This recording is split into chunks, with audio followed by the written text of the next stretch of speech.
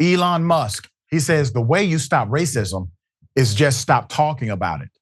But we have a lot of history of Elon Musk talking about racism. Hell of a thing. Here's an excerpt. You think that society blames everything on racism now? It blames a lot of things on it, and yeah.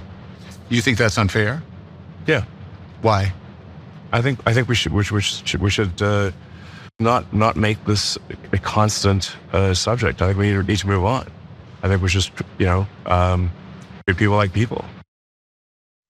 Yeah, Elon, I got your card. You see, sir, the reason why you don't want to talk about racism is because you understand that you are in your position because of white privilege or white preference, whatever you choose to call it. And when the question was posed to you directly, your shift is a shift of energy. It is an external expression of your internal discomfort to answer the question, because you know good and damn well you're masking in your answer. With millions watching and many people benefiting from this program called Indisputable, we just need 1% of the viewers to become a paid member so we can continue to bring this content to you. Now back to the show. There's more. Let's put them up full mass. While Elon Musk says he and we should simply stop talking about race, his social media activities say otherwise.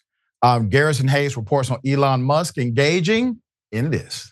I need you to see this. Elon Musk is spreading a very specific kind of racism on the internet right now. Elon started retweeting some of the most prominent race scientists, and there was like nothing. No one, Chuck Schumer met with him after that. He's like the sort of patient zero for a lot of stuff right now. Elon seems to really like this account. They've gone by a few names on the platform, but they share extremely racist content that argues that black people are innately intellectually inferior beings. We actually settled this debate generations ago, but Elon Musk is helping to bring it back. Meet Louis Agassiz, a Swiss-born American biologist who believed that the races developed separately and were of different origins. In his view, Negroes were of the, quote, lowest grade of humanity. Look at this graph. It shows the follower growth of this account over time. And many of those peaks that you're seeing are the moments when Elon Musk engaged with them over the last few years. A simple response from Elon gives a fringe account like this one access to millions of users, drawing greater attention to these destructive ideas and earning this account tens of thousands of new followers. Wait a minute, Elon, I thought you said we got to stop talking about racism. You're literally retweeting it, re-Xing it, whatever the hell it's called today. Put it up full mass. He endorsed a tweet a few months ago suggesting that HBCU students have lower IQs and should not be pilots. Yeah. Here it is. It says the average IQ of USAF pilots is about 120. And the figures I've seen for major airline pilots range from 115 to 130.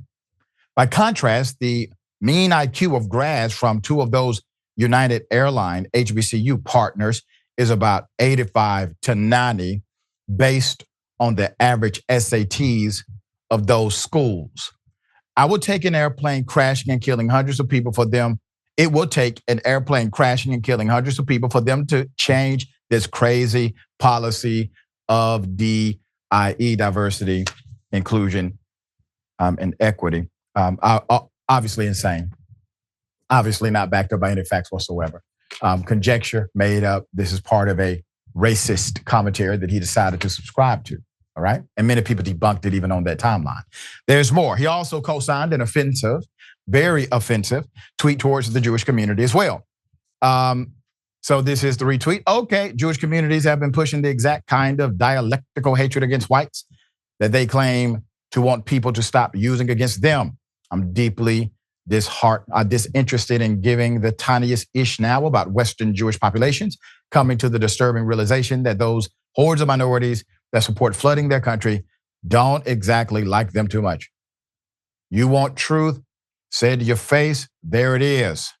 Elon Musk says, you have said the actual truth. Elon. So you're racist against black people. You are bigoted against Jewish people. And you are telling us that the way we stop racism is to stop talking about race. Or do you truly just want us to stop talking about racist people? like yourself.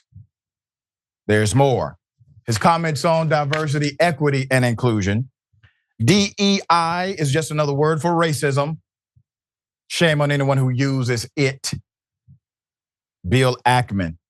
Bill is a tool. In light of today's news, I thought I would try to take a step back and provide perspective on what this is really about. I first became concerned about Harvard when 34 Harvard student organizations early on the morning of October 8th, before Israel had taken, et cetera, et cetera. Let's not forget the various instances of racist abuse at Tesla factories. We've reported on them. EEOC sues Tesla for racial harassment and retaliation. Tesla settles with former employee over racial discrimination claims. The N-word and racist taunts. Tesla allowed racism in its factory. U.S. government lawsuit alleges. We don't have enough time in the segment for me to go over all the headlines that actually are there. Okay? So let's be very clear. Elon Musk is no genius. He is obviously a co-signer of bigotry. For those of you who subscribe to the ideological sense of this character, well, you're likely racist too. And if you happen to like him because he has money, well, that just makes you a sellout. There's more to this world than money. Making money is not why you are here. You are here to make a difference. You see, make money, but don't let money make you. Don't be motivated by money, be motivated by purpose. Elon Musk simply wants to promote a narrative that's adversarial to truth, that's adversarial to facts, and truly adversarial to humanity. All right, Ms. Dahl, thoughts?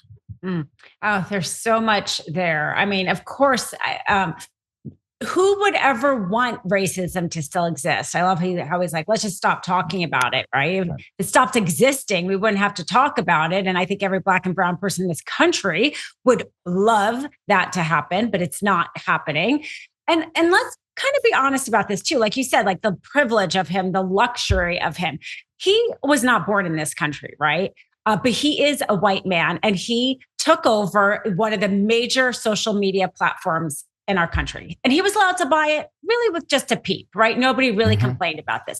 Let's imagine that instead he had been born in China, right? And he was here. Or that he was born in the Middle East and he was Arabic.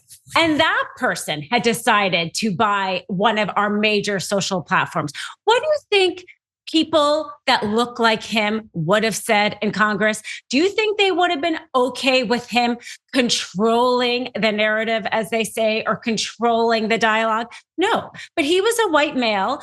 Even if he wasn't born here, he was a white male. And so he was allowed to be able to take control over a huge amount of discourse in this country. And that is privilege. And so for him to sit there and act like he didn't get where he was because of what he looks like is really just a joke. That's right. Very well said.